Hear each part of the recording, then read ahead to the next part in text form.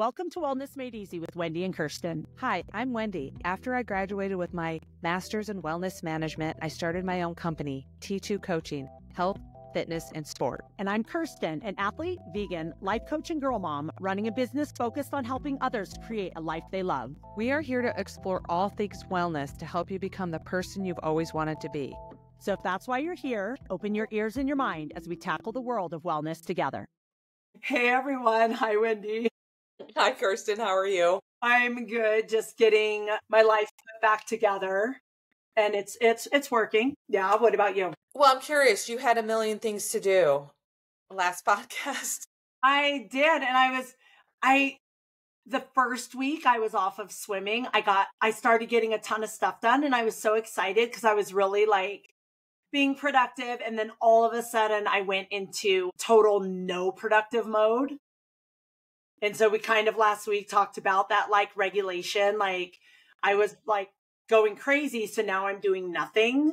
And that's kind of what my body needed. So when I was at therapy because I go to therapy right after we record, I just mentioned it to her, my therapist. I was like, because she's always like, oh, give yourself grace, give yourself grace. And so I was like, well, how much grace is too much grace? Because like, I don't know. I kind of am afraid that if I give myself too much grace, then I'm going to end up like a bump on a log, like just like a menace to society and not accomplishing anything. She said, well, she kind of laughed at me. Thanks. But she said, there's no such thing as too much grace. So I thought I'd share that with you guys, just in case you're worried about like, how much grace do I give myself? She said, there's no such thing as too much grace. You just keep giving yourself grace and giving yourself grace. And then she said, yeah, well, then she was like, why not? Right. And she was like, I really don't think you're going to end up just doing nothing ever again. She's like, right. I've known you for a while. Like, you're not doing nothing. So yeah, a little free therapy for you guys out there. No, there's no such thing as too much grace. No such thing. So, and it just takes others to remind us of that, right. Like therapists talking to other therapists, athletes, we're coaches, but we also need coaches in different areas of our life. So we're human like everyone else out there is. Right. So something I was reflecting on our podcast last week is we were talking about recentering, what was the word we used? Like reframing. Yeah, reframing, recharging. And I was thinking, I'm reading this book and I wanted to bring the name of it. By the way, I'm like really going to get my 25 book goal. I've been really, really doing well on my book reading. But I just finished this book. It was a recommended book to my step-grandson, and he is in a sophomore. And we got it for him, but his mother already had a copy of the book. So I took a copy and I read it. And it was all about, it was like, if you ever watched the Big Bang Theory and Sheldon Cooper, yeah, it's like Sheldon Cooper was writing the book and he has ADD. And so it made me think of autism and being on the spectrum and Asperger's and all that, those spectrum kids, how they have things that they're taught to do to reset because they get angry when someone touches, in this book, the kid got angry when someone touched him, even his mother and father. He carried around a pocket knife because if someone touched him, he'd get really angry and pull out his pocket knife because he's on the spectrum. And they never talked about the spectrum in the book, but you could just tell right away. It was a really good book. And so it made me want to just note that because we had just talked about it and we did touch on spectrum and mental disorders and we did touch on the spectrum, but it was just really interesting how this book, he told his story of why he wrote the book and just all the different things that he did to have to close his eyes when he was in public as a 15-year-old. He had learned as a child, you can't act certain ways in public. So he had to reset constantly through his life because of the spectrum, whatever he was struggling with in whatever area on the spectrum of autism that he was at. So it's just interesting because I've been thinking about that all week. I just wanted to bring that up on the podcast. What, is it a nonfiction book? Yes. Oh, and what is it called? I can't remember the name. I meant to bring the name of the name. I meant to bring the book so I could say the title. but Right. I'll let us know next week. I was thinking also last week, because since we kind of brought up that topic based on a book I was reading, I was thinking about books, and I was wondering how you were doing on your books. But also, I rarely read fiction. I'm more just drawn to nonfiction. And I, over the summer, or about a month ago, maybe a month and a half ago, I did read a fiction book because my nieces were reading it. Mm-hmm. And they are 18 and 21. And I know, right? Time flies. And so they were reading it. And so I was like, you know what? I'm going to read it. And it was really cool because it was a really good book. And it was kind of heart wrenching. Like I was bawling my eyes out reading it, but, it was cool because then when I saw them, because I saw, my niece Sophie in Arizona in July for 4th of July weekend, Cora and I went out there to visit her. And then the following weekend, my niece Paige, she came to visit for Cora's Zombies 4 watch party that we did. Mm-hmm. And so within like a week, I saw both of them and we got to talk about it. So it was kind of fun. Like the book was good. And I normally don't in my mind, it's like kind of a waste of time to read fiction because I'm like, it's not true. It's not real life. I'm not going to learn anything from it. But it didn't matter because it was really neat to connect with them because we had all read the book. So we talked about it a lot. And then I was thinking I don't want to join a book club, but like my mom's in 2 book clubs and my sister's in a book club and they're always reading books and connecting with people about the book and talking about the book. So I was like, that's why people do book clubs. Because I never understood why people did it, but it was fun talking to my nieces about it. Yeah. Yeah. I've been asked on and off over the years of my life to join these book clubs, but I was never really into reading. And I think I have 7 books to go. I didn't read much over the summer months of June and July because just my schedule change, it got me out of the habit of reading. I mean, I started out really strong the first few months of the year, and then I kind of plateaued and I didn't do it as much. And then since August hit, I've read 3 books, I think in August, and they're all, in that 300-ish page range, but some of them are just grab me. And I just I can't wait to get to the end to figure out what's happening. Right. That's how this book was. Yeah, I'll definitely post something about the variety because there's just been so much variety of books, and I'll recommend the ones I liked and why, and I'll kind of put a big social media post out there for other people who are like me who aren't really into reading. But if you set this challenge and this New Year's resolution, then you're more likely to do it. Yeah, right. And let's do some quick wellness wins, but that's a good. What you were just talking about is kind of what we're talking about today in you kind of more it's functional training is what we're going to talk about, and reading is very functional in a lot of areas of our life, and it really helps us in many areas for different reasons. Like if it's a nonfiction, like a biography, it might help us discover something new about ourselves. If it's something that we can relate to or make a connection with, or it might prompt us to do some sort of challenge or some sort of goal because somebody else did it. Mm-hmm. Or if it's like I was saying with fiction, like that got me talking to my nieces. It connected us in a way which is really important in life. So what's your wellness win for the week? Well, I like to talk about my sport wellness win. I did a half marathon, and we had talked about last podcast how I really wanted to sign up for the 10K because that's what I've been focused on, but there wasn't space. So I got in the half marathon. I said, why not? And it was an evening run. It starts at 7. So as an athlete, you kind of got to change your nutritional habits because I'm used to running in the morning, not the evening.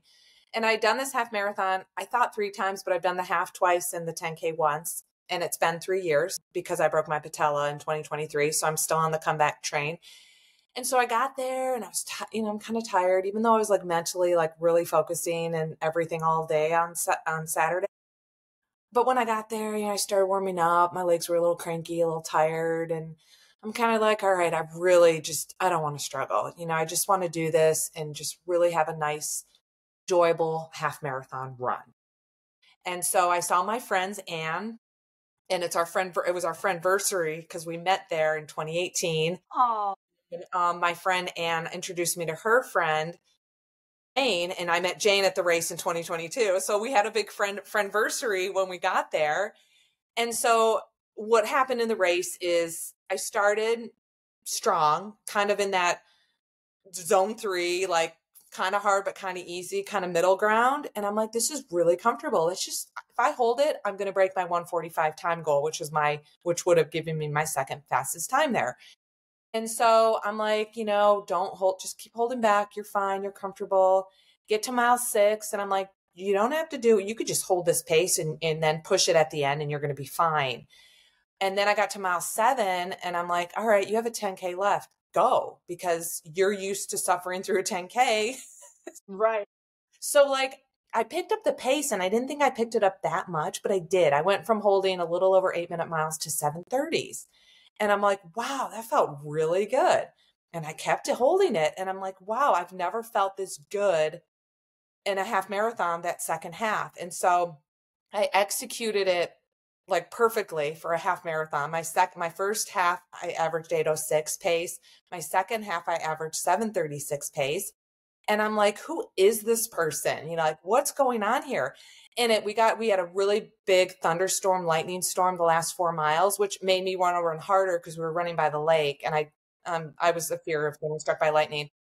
And so I was just really super proud of myself. I ended up with a 1:42. And so I was just really proud of myself for the race execution. I think for me, when it comes to racing, the goal is always to execute it based on my training. And a lot of times over the last 30 years, I always go out too hard because you're fresh, the competition, it's new, it's fun. And I didn't. And it was just one of my proudest races I've done in 33 years. And I think when I say like, who is this person? Just having gone through almost a 2-year recovery was like, my gosh, I feel like I'm back. Like I'm back to where I like to be with my fitness and my competitiveness. And it just felt really amazing. So definitely a wellness win, because when I'm training well, when I'm running well, that kind of carries over into other areas of my life. Right. I've always been like that. That's just how I am as an athlete. So that was a huge wellness win. And then like life wise, I'm still kind of holding steady. I haven't had really like ups and downs with any kind of anxiety. I'm in a good schedule. I'm transitioning into a new schedule in August. I feel really good about it. Whereas the initial change in schedule, I was kind of like, oh, I got to go back to coaching in the evenings. I don't want to do that. But it's fine. Everything's fine. Life is good.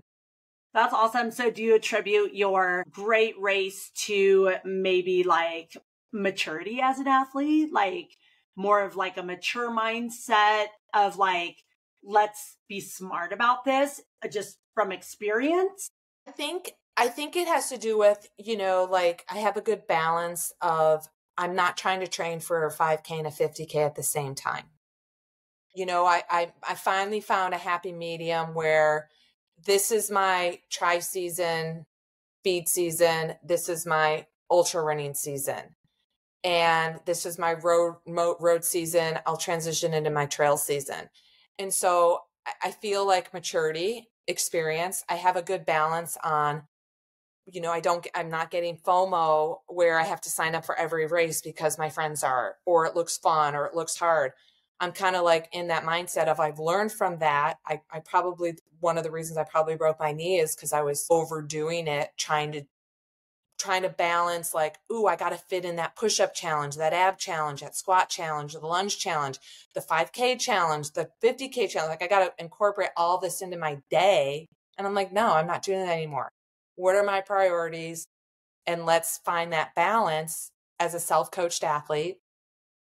You're 52, you're not 32. You just can't do that, what you used to be able to do. And so I feel really good about that part. Is as an aging athlete, I have a good balance. I have a good balance with recovery. And I'm still like, I mean, I'm probably not going to ever hit my, times that when I was 32, but as a master's, probably some areas of racing, I'm a grandmaster in my 50s. I'm still really good. And that's a really good feeling because I've been an athlete my whole life, you know. I've accepted that I could still be really good at my age. Right. And I think, and we've talked about this several times about there's age groups in our sport, in running, in cycling, in swimming, in triathlon. There's age groups for a reason. And so as you get older, compare yourself. If you're trying to be competitive in your age group, not in, like, sometimes, you know, I might be at a smaller race and I do win female overall. But for the most part, compare myself to the other women in their 50s, not the girls in their 20s and 30s. And that's a really good reminder as you get older. If you want to stay competitive in your age group, because it's a little more realistic than staying competitive with people half your age. Right. So, well, that's awesome. Congrats. Thanks. So my wellness win was going to be, I've been sleeping like 9 hours every night. And that's a huge wellness win for me because I just do better in life when I sleep. And it's been 7 days in a row of me getting 9 hours of sleep. And I can definitely tell, like, yesterday I took maybe like a 10-minute nap, but normally I'm like, by the middle of the day, I'm just like sleepy and exhausted and wanting to just like do nothing. And typically that's when I eat a bunch of crap to try, or drink a lot of caffeine to try to just keep myself going. So it's been a really big wellness win to get lots of sleep. And that was what I was thinking of. But you reminded me when you were talking about kind of balance, and we talked about this last week.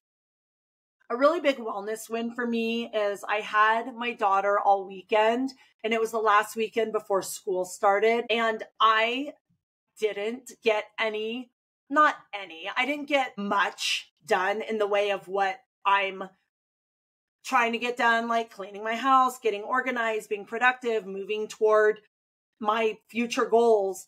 I pretty much did nothing of that this whole weekend because my daughter and I spent lots and lots of time together, pretty much every waking moment together, because it was the weekend before she started school.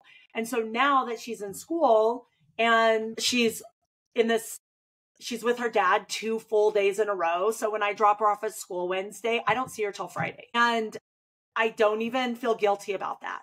Like last night, I got off from working and, you know, I did whatever. I did my leg compression things. I drank a shake. I messed around on my phone, and I don't feel guilty at all when I'm not with her, because when I'm with her, I'm fully with her. And I think that for me, that's a really big wellness win, because in the past, I'm always so worried about falling behind in life because it makes me so anxious that I'll be with her, but I'll also be like working on other things. Mm-hmm. And so this time we went to the pool 3 days in a row and did nothing, which like kills me. Doing nothing, like going on the water slides and going in the lazy river. I would rather, if I'm in a pool, I want to swim laps, but she's 7. I'm not going to be like, oh, could you sit here for an hour by yourself so I can go swim laps? Like, we're not doing that. So I think that it's really valuable. And I've known this all along, but I haven't been able to get out of my head about it until recently, that my time with her is with her, and my time without her, then I can go bananas and do all the things. Yeah. That's good. And I think also it's helpful because since I'm an older mom, all my friends and my family, like they all have kids that are graduating from high school and graduating from college. And they're all like, oh my God, where did the time go? They're, you know, reminding me that even though my daughter's only 7 and it doesn't seem like she'll ever be not wanting to be with me, she will pretty soon. And so to cherish every moment that she does want to cling on to me now, because it's not going to be forever. No, maybe 5 years. Maybe 5 more years. She'll be a teenager. Max. So we did Wendy and I wanted to talk about functional training today, because we're both this is like kind of what our life encompasses constantly, is functional training. And I'm not just talking about functional training in the sense of strength training, like doing functional exercises, like pushing and pulling and bending. And we'll talk about that a little bit. But I'm also talking about just functional life training. And I think if any of you guys have listened to every single one of our podcasts, I think we're on episode 36 today. If you've listened to these podcasts over the weeks, over the last 6-8 months, everything we talk about is functional training. It's functional training for life. And so we kind of wanted to talk about some of the things that you guys can do to help in your daily activities that helps you be better at life. So to just break it down to start off, Wendy, what is, if somebody's here and they're like, I've heard this term functional training being thrown around. It's the popular thing right now, but I don't even know what it is. So what is functional training?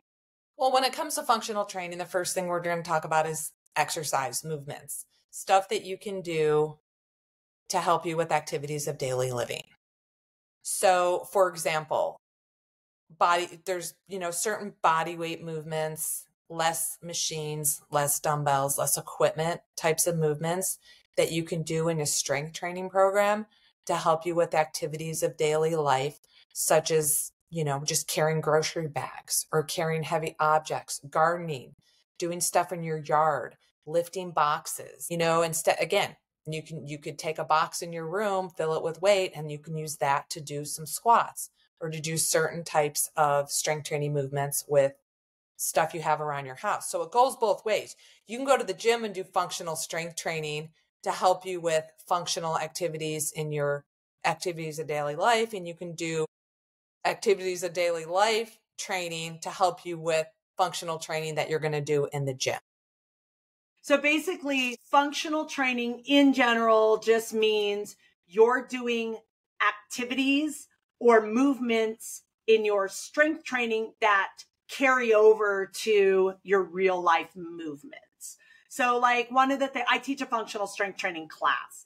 And one of the things we did last week was they have those little, they're the little squishy balls. They're used for silver sneakers a lot. So if you're at a place that has silver sneakers, they're called like silver sneakers balls because it says silver sneakers right on the ball. But you could use like a little beach ball or just a little squishy ball. And I have the people in class, like we're holding the squishy ball in our hand and our arms out straight, but we're holding it in our hand and we're just squeezing the ball because this helps our grip strength. So it helps our fingers, it helps our wrists, it helps our forearms so that we're strong enough to open a jar of pickles when we need or want to, instead of having to go knock on the neighbor's door and be like, my hands are too weak. I don't have good grip strength. Could you open my jar of pickles? So we're doing something at the gym or in an exercise class that is going to help us in our everyday life. So what are some of your, let's say your top 3? Because we could go, Wendy and I could talk for this whole time about just functional strength training, but we want to also throw in some other areas of life in case you're listening and you're like, I already like my exercise routine, I'm not touching it. Or if you're like, I don't exercise, that's not why I listen to this podcast, which I feel like we wouldn't have any of those people listening to our podcast, but just in case. So what are your top three favorite functional strength training exercises? Well, for me, because I've never been someone like I'm strong for my sport, but when it comes to like moving objects, like if I'm going to move out of my house, we all know what it's like to pack up boxes and have to move the boxes to a loading truck because you're moving to a new residence. That's awful. I've never been good at lifting furniture. So my husband will be the first to tell you we're on the verge of divorce when he asks me to help him move a table or a chair. So things that I like to do are just squats, whether they're air squats or I'll do some light dumbbells or moderate weight dumbbells, and I'll just do squats in it from a chair position up and down a chair. So I'm getting used to getting in and out of a chair, and I've really started doing more of that since I've been recovering from my patella surgery. And so I can learn how to use my legs instead of my back when I'm lifting objects. So that's been very helpful. I also like to do suitcase carries where I'm carrying a kettlebell in one hand and I'm working on getting my lower part of my back, my QLs stronger for bike training because I get really bad QL pain when I'm in the arrow position on my bike. So I do these, what's called the suitcase carry, where I'm walking a certain distance and I do this at the gym because that's where the equipment is. And I'm holding one arm with a heavy weight and the one arm for balance. And I'm just working on the balance of my left side and my right side. And I just love a good plank, side plank, front plank, other side plank, because that's working on core stabilization.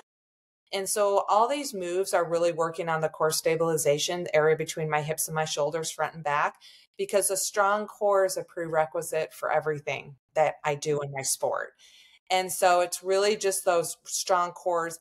And I learned about, it was back in 2010 that I learned about what functional strength training was. I don't think it was quite a craze back then, but the reason I learned it maybe 2009 is because I was injured a lot. I started the sport in 1992 and I struggled with injuries on and off. And I'm like, what am I missing in my training that I could do to not get injured? And then I started researching core functional strength training, and it's become non-negotiable in my daily living. Not daily living, but my weekly living is to do a lot of core functional strength movements, such as the three as I described. Yeah, the first time I kind of was introduced, and I don't know the year, but I had IT band syndrome, ITBS. If you're ever running long distance and you went from 4 miles one week to 12 miles the next week, like an idiot, then you maybe have felt some pain in your knee and the outside of your knee, and it was diagnosed as ITBS. And when I had that, I was going to massage and stretching and all this stuff, and it would like feel better, but it wouldn't go away. So I went to a PT and learned about single leg stuff, like single leg glute bridges, stuff like that I didn't know, was a thing. I, like Wendy, we've been personal trainers for a really long time, but back in the day, from in the 90s up until it was probably about the same, about 2010, nobody really, the only people that really did these functional training things were like elite athletes and PT,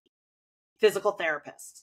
And so now it's like Wendy said, kind of, it's normalized. Like now this is really, I teach a whole functional training class. And so it's really neat to learn about this. And I'm glad that we know now how valuable all of this is. But just doing like the single leg glute bridge in PT, I realized that my left glute wasn't non-existent. I couldn't even keep my hips up when it was just my left foot on the ground and I raised my right leg, my hips would just drop right away. And I was like, what? And again, I was really strong and fit, and people would look at me and, as an athlete, people would be like, oh yeah, she's really fit.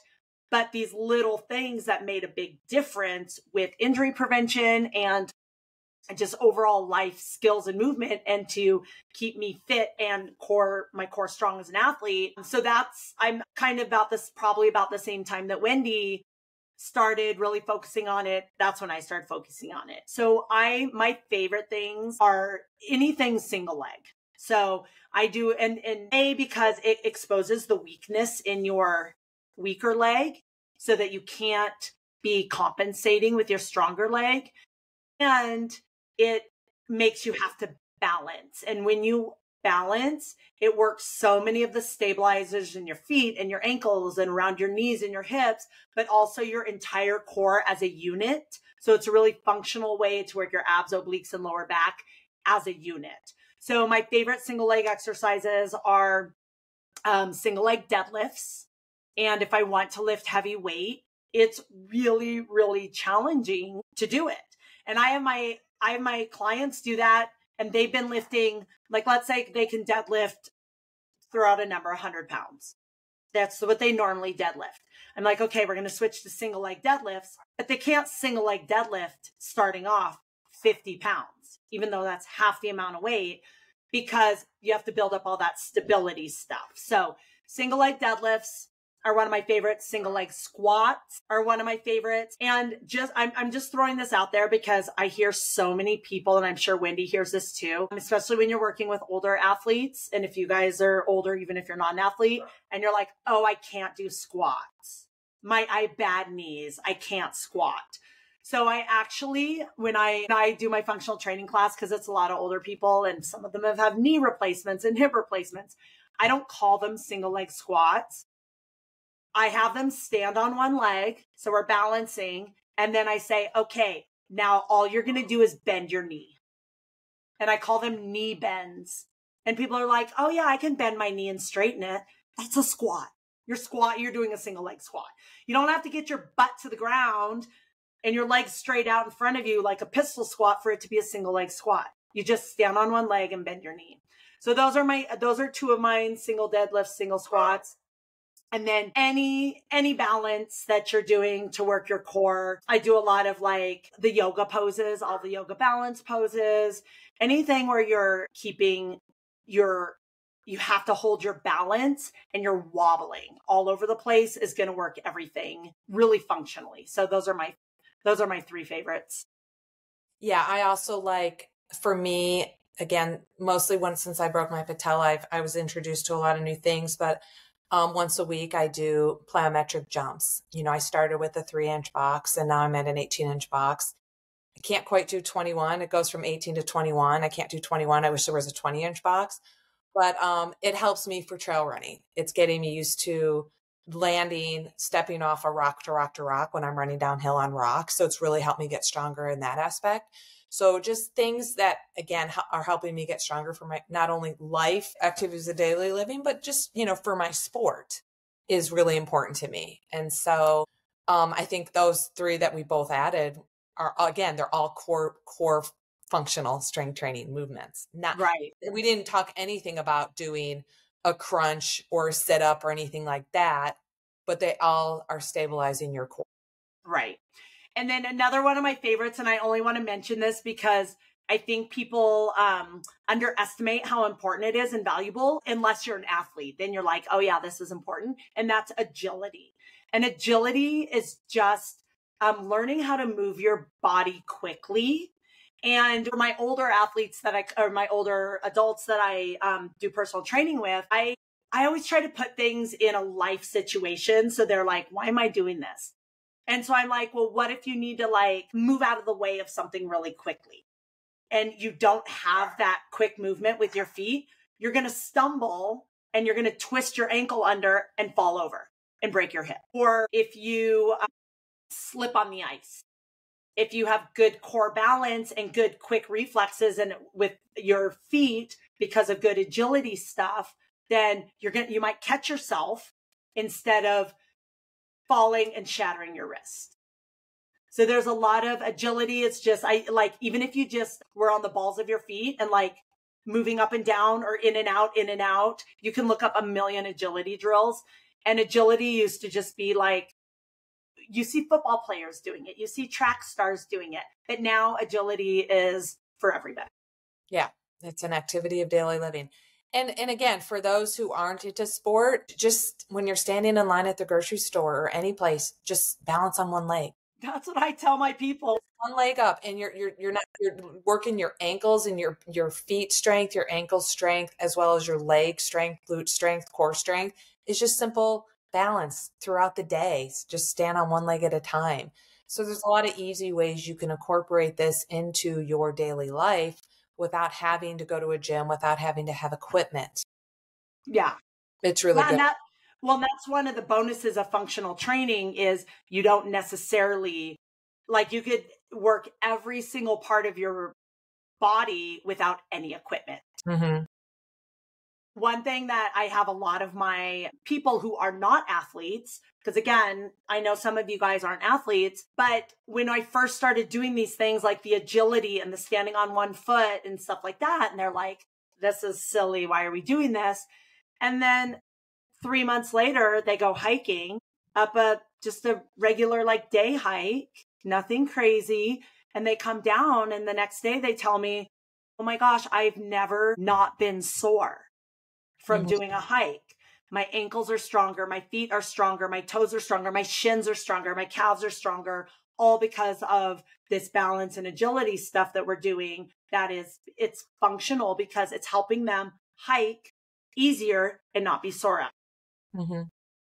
So, like I said, Wendy and I could probably talk about functional strength training forever. Let's move on to some more the outside of the strength training, some of the things that you can do in your daily life that are considered, we could still call it functional training, but they're functional activities that are going to help in all areas of our life. So Wendy, what would you maybe pick a couple, and I'll pick a couple that we could talk about? Like activity is still activity. Yeah, just not strength, not specifically strength. Walking up and down the stairs. You know, I think about my mom who's 79 years old and had hip replacement. And so going through all her rehab with her physical therapy and encouraging her now, you know, she lives on the 4th floor. So every time I'm with her, I encourage her to say, let's at least walk up one flight of stairs and not take the elevator the whole way up. At this day and age, as we get older, you know, to enjoy the years beyond 50, beyond 60, beyond 70, we want to be mobile. We want to be active. So throughout your day, think about taking the stairs instead of the elevator. It's just a way to work on one-legged balance, work on your quad strength going up, work on your hamstring strength going down, I think is really important. Yeah, that is. Some of the things I was thinking about were just expanding your comfort zone. So in any area of your life. So just daily, if you can expand your comfort zone a little bit in anything you're doing, that's going to pay big dividends in your life. And all of a sudden your comfort zone is going to be huge. So you're doing things that you never thought you could do or things you've always wanted to do because you started just small daily habit of being a little uncomfortable in one area of your life, and it's going to cross over to all the areas of life. And I mean that we could apply this to physical strength training too. It's progressive overload, but even outside the realm of physical training, that's one thing that I think is really valuable is expanding your comfort zone and starting in a safe space. So maybe you're working on holding your boundaries. So that's a big life skill, right? To create and hold your boundaries. And if you're not great at doing that, start with something really simple. Like if your very best friend in the whole world asks you to go on a walk and you don't want to, but it's a safe person. It's somebody you trust. And it's a really little thing like going for a walk. And you could say no, thank you. I really don't want to go for a walk today. Instead of maybe in the past, you were like, oh, I'm too busy. Or you say okay, I'll go on the walk. And the whole time you're like, oh, I didn't want to go on this walk. So that's a little uncomfortable to say, no, I don't want to, or just say no without, Wendy and I've talked about this before, saying no without giving a reason. That's really uncomfortable. Like if someone invites you to go to dinner and you're like, no, thank you. And just leave it at that. Leave it at that. It's really uncomfortable, right? But these little tiny things in a safe environment, because it's your best friend or it's your family member, or it's just a little thing like a walk or a dinner, can help you create the confidence to hold your boundaries a little bit better. So when it does come to a huge thing that you would normally not be able to hold because you were scared of it or you weren't practiced at holding your boundaries, you now can because you've done these little baby steps. And Wendy and I talk about baby steps all the time. So expanding your comfort zone daily in any area of your life is going to help holding and being uncomfortable and getting out of your comfort zone in all areas of your life. Mm-hmm. So what's another one you can think of, Wendy? Well, I was thinking of mindset strategies. You know, when you need to work on your mindset, if you're thinking about doing some journaling, if you're not someone who has ever journaled and that you think that might help you, because we all know the benefits or keep hearing about the benefits of journaling or meditation, you start slow. You know, you're not going to walk into the gym and start lifting super heavy right away. If you've never lifted weights, you're not going to start any type of training program, super aggressive, super high intensity, super duration. So it's just starting with small daily habits, like for me, setting my book reading goal. I started out strong. I kind of maybe a little burnout. Maybe that's why I stopped in the summer. It had nothing to do with my schedule. Maybe I just started out a little too strong and I was kind of like, I need a little bit of a break from reading, going from a non-reader to a reader. I did start off pretty strong, but just spending, again, you mentioned the word progressive overload, just spending a little bit of time quieting your mind, a little bit of visualization. If you're visualizing your presentation or your, anything you're trying to prepare for, taking, a couple minutes a day, closing your eyes, visualizing how you want to do your presentation or whatever it is you're preparing for. Start small and then things start to become a habit. Habits, I think. Small in the gym, start small with the mindset shifts, with the journaling, the breathing, the meditation, and just take your time doing it. And don't feel like you have to go to an hour yoga class or an hour meditation, or you have to go to a week retreat. You just find something online or get a recommendation from someone else and just start small. Yeah, I think that's super functional and can help in every area of your life, is doing things small, baby steps, doing things daily toward your goal, doing things weekly toward your goal, whatever your goal is in whatever area of your life. It's just building a habit is a super important skill to have, because if you can build a habit in one area of your life, you have the confidence and know how to do it in any area of your life. Mm-hmm. And then a little bit about like emotional wellness. Think before you react. I think that's something that I've been aware of. Sometimes I'm a reactor when it comes to emotions, especially with my relationship to my husband. He does things and he says things that trigger me. And we've talked about this. I do things and say things that trigger him. And I still have my triggers. He still triggers me, but I've learned it's not worth reacting because it's just going to turn into an argument, a stupid argument. So I'm able to kind of hold my breath and just say, you know what, just don't react. Just, it's going to go away. This is temporary.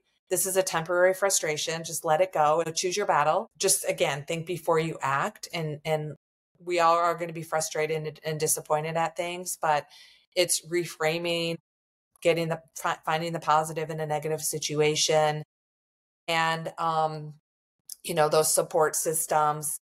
Athletes have coaches, teammates to go do their sport with, to go train with, to go compete with. When it comes to emotional support, finding those friends, those people, those therapists that are on your journey with you. If you are someone who is trying to deal with some sort of emotional situation in your life, it's seeking out that support's really important, and that's functional. Yeah. And what you said about with like you and Dawn, it's a really safe person to practice these skills that are going to help you in all the areas of your life, because it's safer to work on your emotional well-being with your partner, that you guys love each other unconditionally, than to go to do the same thing with your boss or do the same thing with, another situation in your life that's causing you emotional distress and emotional turmoil. So to practice these life skills in a safe environment with somebody that you feel safe with is very, very valuable. Yeah, I like that. You do it in a safe environment, so you're more likely to be able to handle that mental or emotional issue in a job function or somewhere else. Right. Because you practiced it. Yes. Again, practice makes progress, and just consistency with habits is really important. Right. My final one that I feel like is really valuable in practicing to be able to do this in every area of your life is being flexible and malleable and being able to pivot. We kind of like that word became like the buzzword in 2020 when people had to change their whole lifestyles or like their business plan or whatever, is pivot.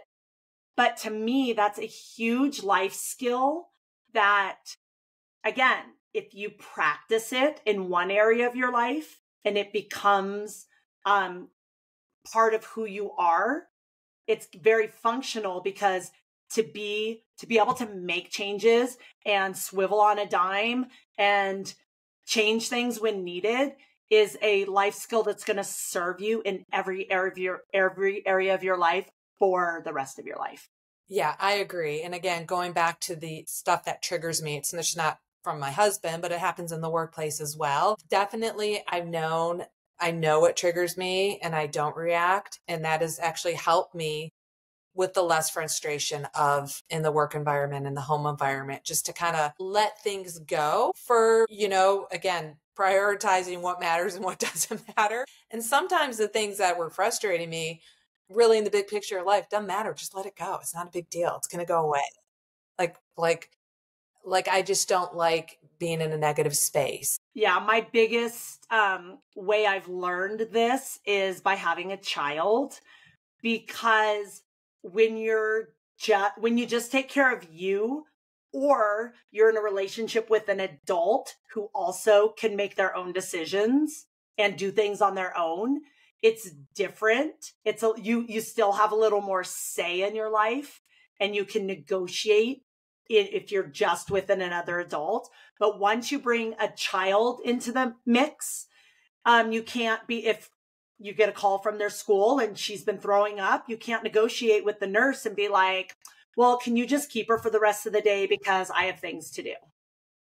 You're like, nope, I got to drop what I'm doing and go pick up my sick child. Mm-hmm. Or if you have like a job or a business or something, and you have your plans, your day scheduled minute by minute, and you wake up and your daughter has a fever, you have to change all your plans. Mm-hmm. So and I used to think, I'm going to admit this, it's so embarrassing. So I used to think two things. I used to think, but this is before I had a child. I used to think that everyone who was late to an appointment and blamed it on their child was just using their child as an excuse to be late. And I also used to think that you can get so much done when your child is sleeping. Yeah, I hear that a lot. No, you can't. No, you cannot. Like you're like, no, that's not how life works. When your child is sleeping, you are exhausted and you want to sleep or take a break or do something. And there's been so many times where Cora was potty training. I would get her all buckled into her car seat. And then she's like, Mom, it's an emergency. I have to go to the bathroom. I can't be like, oh, well, too bad. Just hold it till you get to where we're getting to. It's only 5 minutes away. It doesn't work. I have to take her out of her car seat, sit her on the toilet, wait 5 minutes, put her back in the car seat, and then we're late to our appointment. Mm-hmm. So yeah, having children definitely teaches you to be more flexible, more malleable, which is a great life skill to have anyway. So grateful for all those experiences. Anything else that you can think of to wrap this up? No. And I think in the end, just again, going back to practicing gratitude kind of can change your mindset, reframe everything. And that's that. Yeah. And Wendy and I, we talked about this last week, because we were talking about, well, we always talk about like reframing, and we always talk about mind shift, but starting some habits, maybe doing a streak to work on expanding your mind and to work on expanding your life skills so that it makes life easier. So that could be a little challenge for you. You could start where you are. One thing that, if we go back to even just the functional strength training, like I know Wendy and I both talked about, we both have videos of functional strength training exercises. Just do one a day. Yes, that just reminded me, speaking of challenges, I did a 30-day birth month challenge a few years ago where I did one body weight movement on day 1. I added one on day 2, and I repeated day 1, added one on day 3, repeated day 2, repeated day 1, etc. for 31 days. I had a 31-day program with 31 different exercises to share with people so they could easily practice functional movements in their daily lives. And so I was like, okay, you have no excuse not to do any functional strength training, because I just created a 30-day routine for you. Yeah. I've won too. Mine's 28 days. It's 28 different exercises. alternating upper body, lower body, and core. So you're getting something different every day. And so there's a lot of that out there. So reach out to us. We'll be happy to share that with you. What are you excited about coming up this week? Gosh, I knew you were going to ask because I was thinking about it. I don't know. I have nothing on the horizon of anything new and exciting coming up. So just kind of maintaining. That's when I'm most excited, is when I have nothing going on. I'm like, this is so exciting. I have nothing going on this week. Yeah. I mean, I think when it comes down to it, if I had to choose one thing, sleeping in on the weekend and not getting up for any, I don't have to get up to do any training. I don't have to get up for any races or any work related things going on. And so I think the sleep thing is really exciting to me. Yeah, sleep's always exciting to me. Not being on any schedule, because I know that's going to change next month when the swim meets start up again. Right. So like enjoying the downtime. We talked about that last week when we were talking about regulations. So if you guys are interested in that, listen to last week's podcast. I have date night with my mom tonight. We're getting Indian food. So that's always exciting. And then we're going to a sound bath. That sounds perfect. I know. I'm so excited because normally if I'm like super busy and have a lot of stuff going on, I don't like to make time for things like that. But at the beginning of this year, I committed to once a month date night with my mom. And it just happened to be, there was a sound bath at this local store. So we're ordering Indian food, eating it at my house, and then going to the sound bath. And it's new moon coming up. So I think it'll be new moon theme for sound baths. That sounds great. So speaking of dates, so I see my mom. I've become this habit of Tuesdays have been the times that I visit my mom every week. And I don't think she realizes that I happen to just always stop by on Tuesdays. But it started over the summer because she would come I'd be coaching the kids in the morning. She'd come do water aerobics, and then we would go work out together because I was helping her with her rehab. So she was a member of the club. So then it'd be 11, 12 o'clock. So then I'd go hang out at her apartment, which is right next to Lifetime. And I'd have the rest of the day because I was already done coaching the kids. So I'd work from her house. And that kind of just became a habit over the summer. And so then I just kept a habit and said, okay, my mom, it's probably the least time that she has the least activities to do where she lives. And so I just happen to always stop by during the lunch hour, and I'll bring her coffee, I bring her lunch, I bring her smoothies. And she's always surprised. But I don't think she's realized I've done that every day for the last 5 weeks. Even though we don't do the water aerobics, we don't work out together like we used to, I'm still using that as our kind of like our date. So it's kind of fun to have mom time. And it's usually between noon and 1. And then she usually does a class at 2. And then I usually have to leave because I go coach the kids at 4. So it's just a couple hours, but it's fun. And you know what? Just to top off what we were talking about this week of functional training, making time for what's important to you doesn't come easily to people, and it doesn't come naturally because we let everything else in. We all have 20 things knocking on our door for our time and attention. So that's another thing that will pay off in dividends, is making time for what's important to you, whether that's your family, whether that's sleep, whether that's doing a race in the morning, it doesn't matter what it is, but practice making time for what's important to you. And that'll be, talk about functional training. That'll change your life. Yeah. And just to end this, when I broke my patella and I could only focus on the things I could do, getting closer to my family was one of those things. And so, my Don's side of the family, my side of the family, they were so supportive and they helped me out so much. It made me get closer to my family. And I never felt like I had a distant relationship with anyone. But again, I was so involved in my things that I had to change the things I was involved in because I couldn't do the things I used to do. So I had to change my perspective. I had to reframe things, yada, yada, yada. And so because that patella thing happened to me, it made me closer to my mom. And I've remained closer to my mom because she took care of me. I stayed at her house so much. So when it was her turn to get the surgery, I'm like, oh, good. I get to hang out with my mom. We get to go back and watch our shows on Netflix. And we get to pretend it was like when I broke my patella. Right. Which again, I think, perspective reframing, priorities can change And that's a good thing. Like how we've said like 4 times in the last 10 minutes, we're like, to finish this off, one more thing, we're like, we could go all day. So we better end. We better end because I got to go coach the kids. Okay, awesome. It was so good to see you. Guys, let us know how you are doing with everything, what you want us to chit chat about. And we're so grateful that you're part of our lives. Thank you. Yeah, thanks, Wendy. Thanks for being here, you guys. Make it a great day, everyone. All right, bye. Bye. Thank you for listening to Wellness Made Easy with Wendy and Kirsten. If you want to learn more about us or anything we talked about today, check out the links in our show notes. We would love to know what you think of our podcast and what you want more of. So drop us a comment, send us a message, and help us out by leaving us a rating and a review. And don't forget to let us know your wellness win for this week. Thanks for listening. Make it a great day.